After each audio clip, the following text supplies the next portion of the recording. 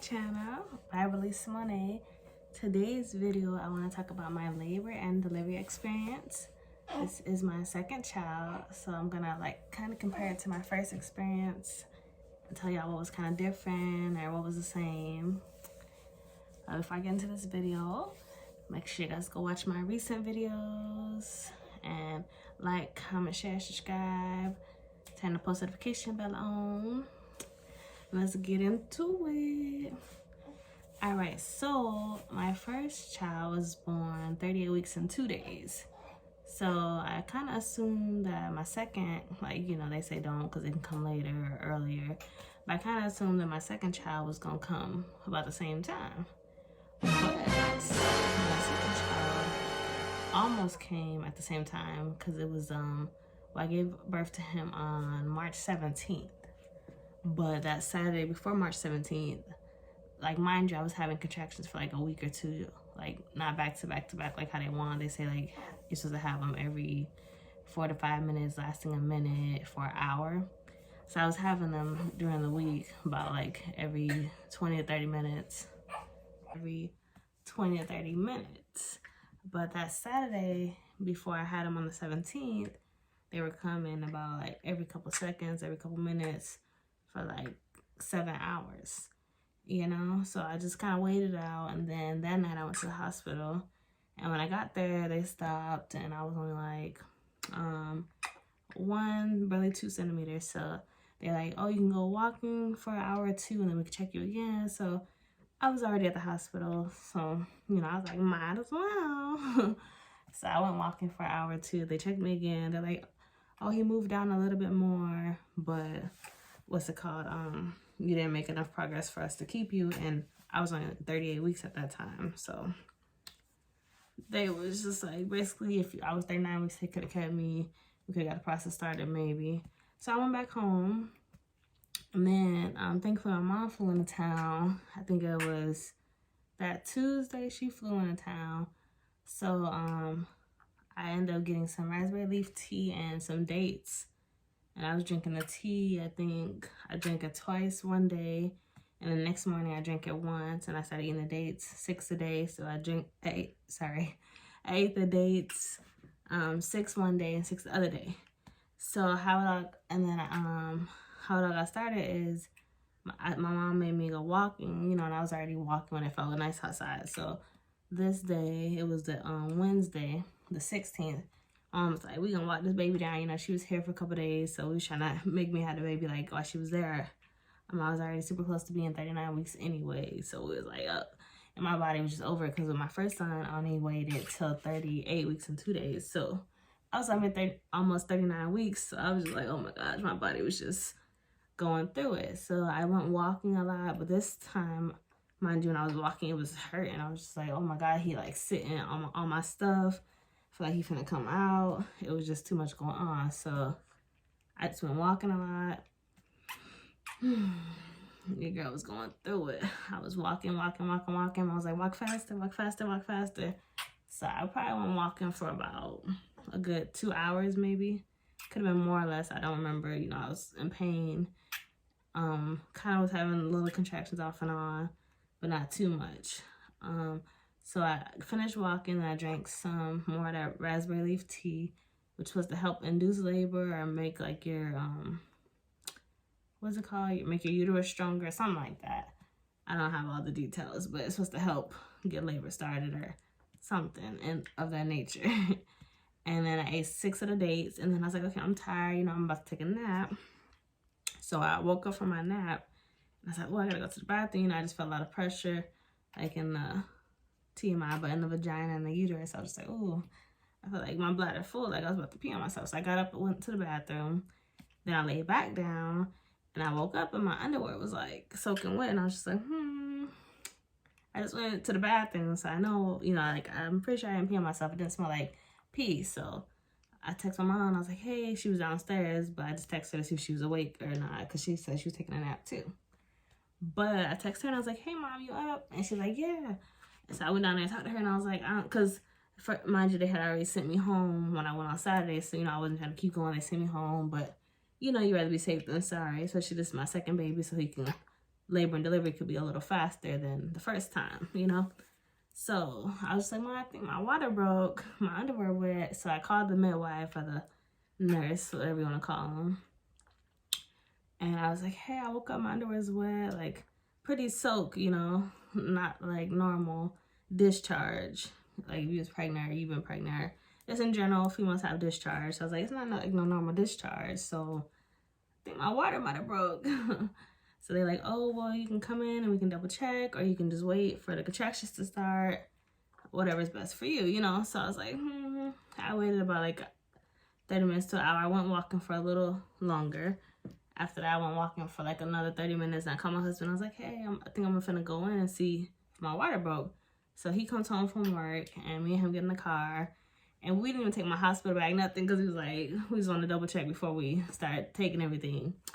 So I get to the hospital, and the whole way there I'm having contractions. And after that walk I just told you I went on before I went to the hospital, that walk I was having contractions, like they were starting to come, you know? So I was like, ooh, I think this might be the real thing.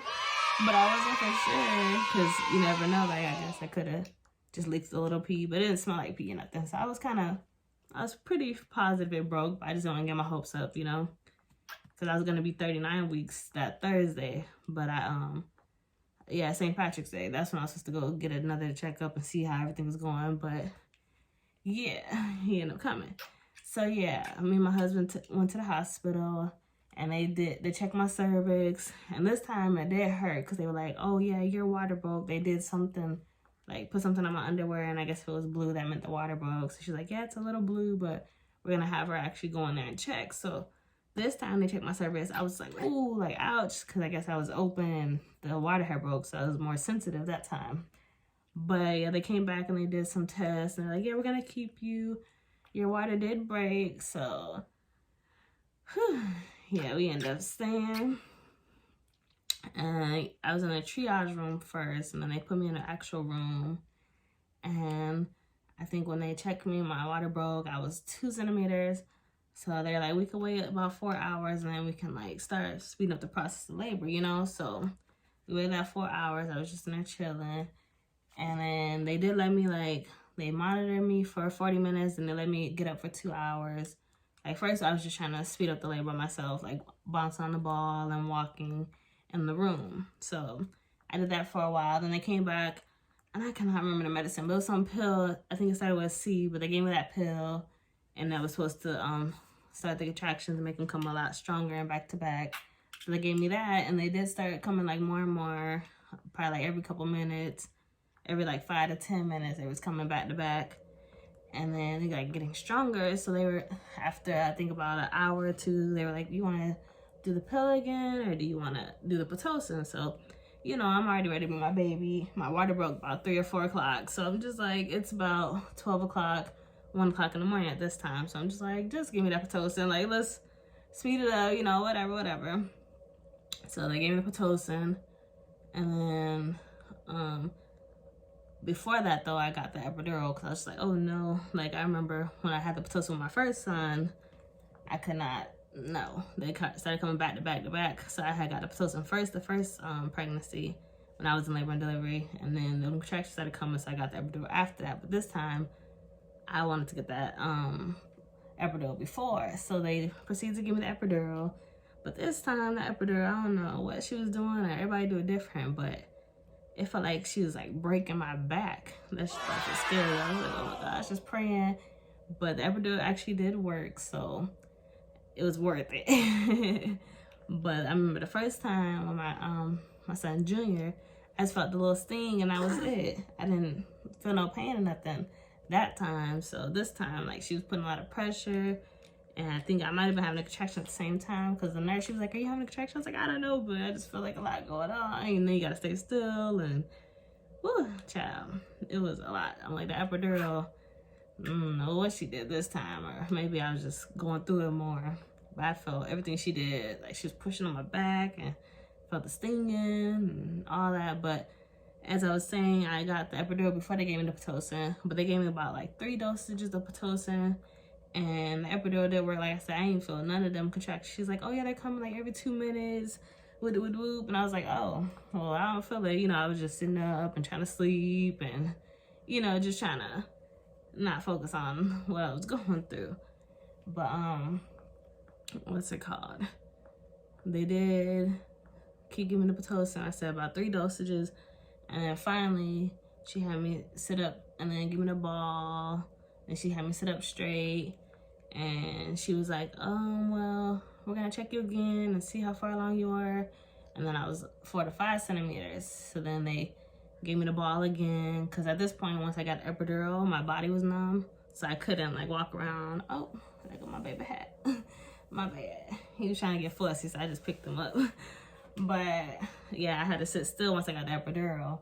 And I couldn't eat anymore either. At first, they was letting me eat and all that, so it was pretty cool. But once I got the epidural, I couldn't eat because they didn't want me to poop or nothing like that.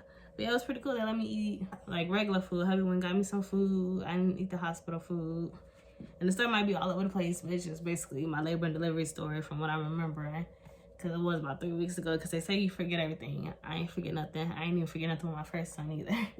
But, yeah, pretty much they checked me. I was 5 to 4 centimeters. So they had me sit up straight, do the ball.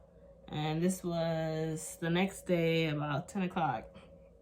And then she checked me again. And she's like, oh, yeah, I think you're almost ready. So I started feeling like a lot of pressure, and then they left back out, and then I just was like, ooh, I'm feeling a lot of pressure, and I had like gas, feel like I had to poop low-key. So when she came back in, she's like, oh yeah, you're ready to push. There's another bag of water we're gonna have to pop, and then you're gonna start pushing pretty much. And I didn't know you could have more than 1 bag of water, but that's what she said. And then whenever they popped it, I did feel a big gush. Like I said, the epidural works, you don't feel the contractions, but you do still feel a good amount of pressure. But it wasn't too bad. I was just breathing through the contractions and the pressure and everything I did for, you know, so it wasn't too bad. But they did come in, they broke the bag of water, and then probably like 5-10 minutes later, I started pushing. I pushed a good 4 or 5 times, and he was out. So, my little baby. I would show y'all him, but he didn't fall back to sleep. But it wasn't too bad, so I'm like, I did tear a little bit. They said I tear where you pee at, and then I was bleeding a little bit, but I didn't need stitches right there. So I only got stitches 1 time. So thankfully that all went good. And then we was at the hospital, I think 2 days. We were supposed to leave after 1 day, but they prolonged my stay because they said my water was broken for a good amount of time. They just wanted to make sure the baby didn't have an infection, but he passed all his tests and all that, so we was good. He peed and pooped, and then I had peed and pooped and all that, you know, because they make sure you do all that before you can go home. But yeah, everything was good. We came home. Mom's still in town for a little longer. And I took him to his, was it when they like 2 to 3 days, you have to go get him a checkup. Took him to that. He was good, no jaundice. And all the rest of his appointments been good. We have his 1-month appointment coming up, and I'm pretty much 3 weeks postpartum. I'll be 4 weeks on this Thursday coming up. But yeah, labor and delivery, like, it was pretty breezy. I'm like, that was easier than my pregnancy, except for the epidural. But other than that, I'm like, it wasn't too bad. But this baby making factory is closed. I'm like, you guys comment your experience with your first and second child. Let me know how it went for you. Did you get the epidural? Did you do natural? I mean, it's always a thought in my head I want to do natural, no medicine and all that, but I just know my pain tolerance ain't the best. So that's why I'm like, before they even gave me the Pitocin, I was like, let me get this epidural. I don't got time to be playing. And thankfully it did work. Sometimes I heard it might not work, or like one side of your body numb, other side not. But yeah, that was my second time labor and delivery experience. I say it wasn't horrible, but I don't think I'm gonna have number 3. I think these 2 wins on. God willing, shoot. I'm just so thankful for my babies. I just keep looking at them, and then my big boy in there, he's asleep right now. It's probably like 10, 11 o'clock at night. I'm not sure. I don't really be on my phone no more. I just been trying to get back into doing YouTube and getting back active on social media, because when I was pregnant, I was just zoned out, just trying to take care of myself and my baby, and was hella tired. But yes, you guys, thank you for watching this video. I did do a breastfeeding tips video previously and what's in my hospital bag, so check those out and all my other videos too. Like, comment, subscribe, turn the post notification bell on, and I will see y'all next video.